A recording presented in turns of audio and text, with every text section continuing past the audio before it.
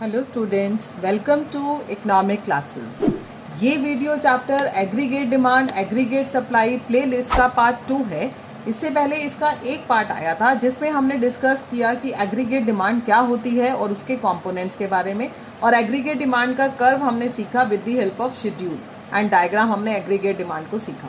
तो आज हम इस वीडियो में बात करेंगे कि एग्रीगेट सप्लाई क्या होता है और उसके कंपोनेंट्स क्या हैं। तो हम वीडियो को स्टार्ट करते हैं।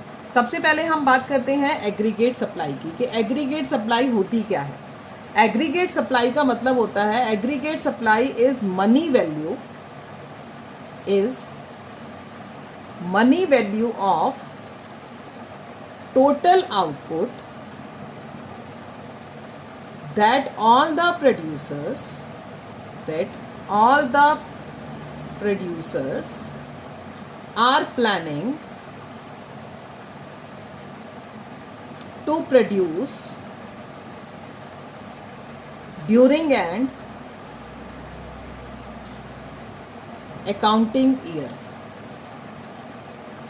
एक अकाउंटिंग ईयर में बच्चों, एक अकाउंटिंग ईयर में एक इकोनॉमी के जितने भी प्रोड्यूसर हैं, सारे जितने भी प्रोड्यूसर हैं, चाहे वो जिस भी गुड का प्रोडक्शन कर रहे हैं, वो जितना गुड को प्रोड्यूस करने का प्लान कर रहे हैं। मैं फिर बात कर रही हूँ, मैंने लास्ट वीडियो में आपको बताया कि एग्रीगेट डिमांड भी हमने प्लान लेनी है, एक्स एंड लेनी है, तो हम एग्रीगेट सप्लाई भी प्रोड्यूसर की एक्स एंड लेंगे।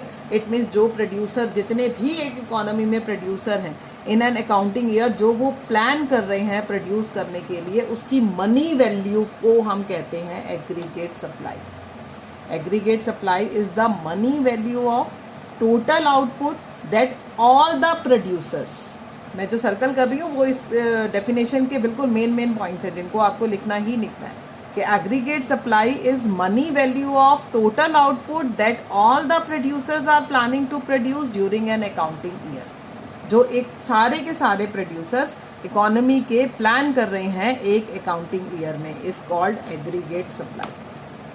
बच्चों, जो ये एग्रीगेट सप्लाई है ना, ये हमारी नेशनल इनकम के बराबर होती है। Aggregate supply is equal to national income. अब ये भी ऐसे क्या है, ऐसा क्यों है, ये मैं आपको बताती हूँ कि जब भी हम आउटपुट को बच्चों प्रोड्यूस करते हैं, जब भी हम आउटपुट को प्रोड्यूस करते हैं तो उस आउटपुट की वैल्यू जो होती है, ठीक है, वो factor income like rent, interest और प्रॉफिट के रूप में लगाई जाती है। क्यों? क्योंकि मतलब जितना भी एक प्रोड्यूसर ने कमाया, मैंने मनी वैल्यू बोला ना, जितना भी एक प्रोड्यूसर ने कमाया वो सारा का सारा आउटपुट जो है वो factor income, rent, interest, profit के रूप में फैक्टर ऑफ प्रोडक्शन में बढ़ जाता है। अब फैक्टर ऑफ प्रोडक्शन में क्यों बटा?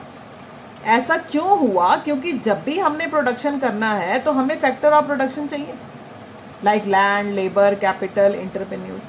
तो जो क्योंकि उन्होंने प्रोडक्शन को करने में अपनी सर्विसेज प्रोवाइड करी, तो लैंड को रेंट मिल गया, कैपिटल को इंटरेस्ट मिल गया, ठीक है, और लेबर को वेजेस मिल गई, और जो एंटरप्रेन्योर है वो प्रॉफिट ले गया। तो ये जितना भी प्रोडक्शन हुआ उसकी मनी वैल्यू को हमने इन फैक्टर ऑफ प्रोडक्शन में इस रूप में डिस्ट्रीब्यूट कर दिया, ठीक है। लैंड वालों को दे दिया, लेबर को भी दे दिया, इन सबको, क्योंकि इन्होंने अपनी सर्विसेज दी उस चीज़ को प्रोड्यूस करने में। तो इस तरीके से वो जितना भी फैक्टर इनकम उनको मिली, ठीक है, जिसको हमने रेंट, इंटरेस्ट और प्रॉफिट के रूप में बांटा, अब वो जितनी भी है वो सर्विसेज चाहे यहाँ पर है चाहे बाहर प्रोवाइड करी गई हैं, वो सारी की सारी सर्विसेज का टोटल जो उन्होंने दिया, वो सारी सर्विसेज के बदले में जो भी इनकम बांटी गई, वो इनकम, ज़रूरी बात है, वो आउटपुट के बराबर ही तो थी। इसी आउटपुट की मनी वैल्यू को ही तो बांटा है, इसी आउटपुट की मनी वैल्यू को ही तो हमने इस रूप में बांटा है। फिर वो चाहे डोमेस्टिक था चाहे वो नेशनल लेवल पे था, बाहर भी तो हमारी सर्विसेज प्रोवाइड होती है। तो उन सब का टोटल जो होता है वो हमारा एग्रीगेट सप्लाई होता है। इसीलिए कहा जाता है कि एग्रीगेट सप्लाई जो है वो नेशनल इनकम के बराबर होती है। It means Y. तो यानी कि मैं इसकी जगह पर ऐसे लिखूं, aggregate supply is equal to Y. जो हमारी एग्रीगेट सप्लाई है वो इनकम के बराबर है। कैसे है ये मैंने आपको अभी समझाया। अब जो ये इनकम होती है, इस इनकम को या तो कंज्यूम करा जाता है, ठीक है, इनकम जो है, इनकम ईदर कंज्यूम और सेव, या तो उसे कंज्यूम करा जाता है या उसे सेव करा जाता है। इट मीन्स वाई का क्या मतलब हुआ बच्चों? वाई का मतलब हुआ C plus S. C stands for consumption and S stands for saving. It means मैं अगर इसको ऐसे लिखूं कि एग्रीगेट सप्लाई जो थी वो Y के बराबर थी, Y जो है वो C प्लस एस के बराबर है, तो इट मीन्स एग्रीगेट सप्लाई क्या है? C plus S. समझे? मैंने कहा एग्रीगेट सप्लाई इनकम के बराबर है, क्योंकि जितना भी प्रोड्यूसर ने प्लान किया, जितना भी आउटपुट प्लान किया, उसकी मनी वैल्यू को हमने, जो फैक्टर थे जिन्होंने अपनी सर्विस प्रोवाइड करी, उनको उनकी फैक्टर सर्विसेज के रूप में बांट दिया, और इसी का टोटल फिर वो सर्विसेज यहाँ थी या बाहर की थी, उन सब का टोटल जो होता है वो हमारा नेशनल इनकम ही तो होता है। और नेशनल इनकम किसके बराबर होगी? एग्रीगेट सप्लाई के। इसीलिए हमने एग्रीगेट सप्लाई को यहाँ पर नेशनल इनकम कहा। ठीक है, तो इसलिए एग्रीगेट सप्लाई का क्या मतलब निकला? C plus S. और यही C प्लस एस जो है वो क्या है? एग्रीगेट सप्लाई के कंपोनेंट्स, यानी कि कंपोनेंट्स ऑफ एग्रीगेट सप्लाई। इसके दो कंपोनेंट्स हुए, एक हुआ कंजम्पशन और एक हुआ सेविंग। अब हम इसको कंजम्पशन को और सेविंग की बात जो है ये हम अब एक टेबल और की हेल्प से करते हैं, फिर उसके बाद हम एग्रीगेट सप्लाई का डायग्राम बनाएंगे। ठीक है, तो सबसे पहले मैं आपके लिए एक शेड्यूल बनाती हूँ, आप उस शेड्यूल को देखेंगे। सबसे पहले मैंने लिया इनकम। इनकम ली मैंने 0, 100, 200, 300, 400, 500। फिर मैंने लिया C मैंने लिया 60, 130, ठीक है, 200, 270, 340 और 410। अभी मैंने आपको बताया कि aggregate supply Y is equal to किसके होता है? C plus S. मेरे पास Y भी है, C भी है, तो मैं अगर S निकालूं तो मैं कैसे निकालूंगी? Y माइनस C करके। 0 माइनस 60 हमारा क्या आ जाएगा? Minus 60। 100 minus 130 minus 30। 200 minus 200 0। 300 minus 270 30। उसके बाद 400 माइनस 340 60। 500 माइनस 410 90। ये निकाला मैंने। नेक्स्ट कॉलम में मैं निकालती हूँ एग्रीगेट सप्लाई। उसका मतलब क्या होता है? C plus S. 60 plus minus 60 0 cancel, 0 आगे। उसके बाद नेक्स्ट क्या है आपका? 130 plus minus 30 100। 200 plus 0 200। 270 plus 30 300। 340 plus 60 400। 410 plus 90 500। अब आपको टेबल में, आपको याद हो लास्ट वीडियो में तो मैंने आपको बताया था कि इनकम को जैसे आपने इंक्रीज करा, मैंने 100 के गैप पे इंक्रीज किया। इनकम के इंक्रीज होने के साथ हमारी कंजम्पशन भी इंक्रीज होती है, but the rate of increase in consumption is always less than the rate of increase in income. क्योंकि ये लोगों की प्रोपेंसिटी होती है कि जब इनकम बढ़ती जाती है तो वो धीरे धीरे कंजम्पशन से हटकर कुछ बचाना भी शुरू करना लग जाते हैं, जैसे जैसे उनकी नीड्स पूरे होने लग जाती हैं। दूसरी बात कि कंजम्पशन को कभी भी 0 से स्टार्ट नहीं करना। 0 से स्टार्ट क्यों नहीं करना बच्चों?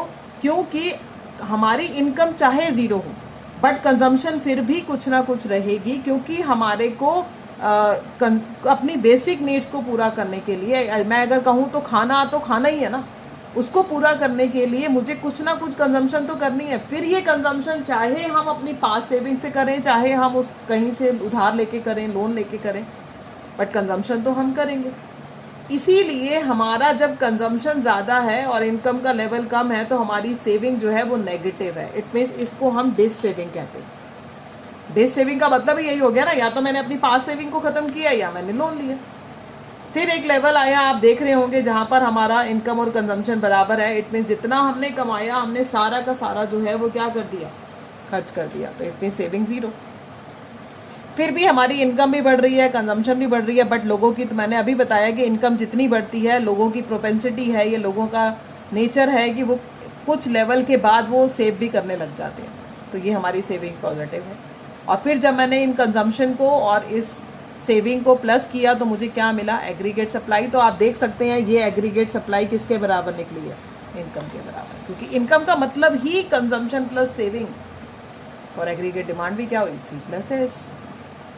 अब हम इसका डायग्राम देखते हैं एग्रीगेट सप्लाई का। एक्स एक्सिस पर हम इनकम दिखा रहे हैं,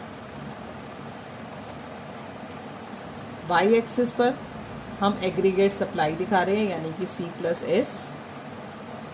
एग्रीगेट सप्लाई का कर्व कुछ इस तरीके का होता है बच्चों, वाई यानी कि सी प्लस एस अगर मैं बोलूँ, ठीक है, या फिर आप इसको ए एस भी बोल सकते हो।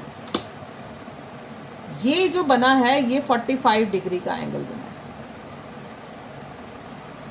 45 डिग्री का एंगल का मतलब कि ये एक्स एक्सिस से और वाई एक्सिस से इसका डिस्टेंस बिल्कुल इक्वल है, यानी कि इनकम और एक्सपेंडिचर बिल्कुल साथ साथ चलते हैं।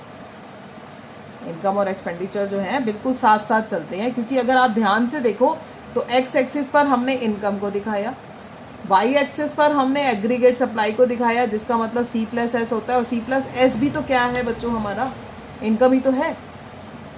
इसीलिए ये कर्व जो है ये 45 डिग्री का लाइन बनाएगा, यानी कि इसके हर लेवल पर income is equal to aggregate supply, चाहे वो पॉइंट ये है, चाहे वो पॉइंट ये है, चाहे वो ये है, चाहे ये है, किसी भी पॉइंट पर। इस वाली लाइन को हम लाइन ऑफ रेफरेंस भी कहते हैं बच्चों। तो इनकम या एग्रीगेट सप्लाई का कर्व हमेशा 45 डिग्री का एंगल बनाता है, क्योंकि ये एक्स एक्सिस से वाई एक्सिस से इसका डिस्टेंस बिल्कुल इक्वल है, बिल्कुल इक्वल है, because income is equal to C plus S and C plus S is called aggregate supply. तो हमने इनकम यहाँ भी दिखा दी, हमने इनकम यहाँ भी दिखा दी एक तरीके से, अगर आप सोचो तो। इसीलिए ये डिस्टेंस जो है ये इक्वल है, इसीलिए ये जो लाइन है ये 45 डिग्री की बनी है, पॉजिटिवली स्लोप्ड ए एस का कर्व। तो ए एस हमेशा 45 डिग्री का एंगल बनाएगा, जिसको हम लाइन ऑफ रेफरेंस भी कहते हैं। क्लियर है ये बात?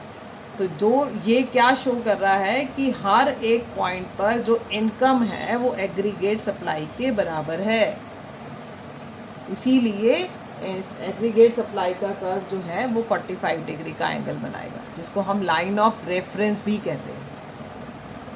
ठीक है, तो इस तरह से इस वीडियो में हमने सीखा कि एग्रीगेट सप्लाई क्या होती है, एग्रीगेट सप्लाई के कंपोनेंट्स के बारे में बात करा, एग्रीगेट सप्लाई को हम वाई के इक्वल क्यों रखते हैं हमने ये सीखा, और उसके बाद हमने इसका डायग्राम और टेबल से भी इसकी एक्सप्लेनेशन को देखा कि किस तरीके से हम टेबल मैंने बनाया, आपको समझाया कि आपने कैसे टेबल को बनाना है। तो इस तरह से आज हमने एग्रीगेट सप्लाई के बारे में सीखा। तो अगर आपको वीडियो पसंद आया हो तो प्लीज़ लाइक और शेयर ज़रूर करें, और अगर सब्सक्राइब नहीं किया है बच्चों चैनल को तो प्लीज़ सब्सक्राइब करने के साथ साथ नोटिफिकेशन बेल को भी प्रेस करें, ताकि मेरी आने वाली वीडियोस का आपको नोटिफिकेशन मिल सके। Thank you.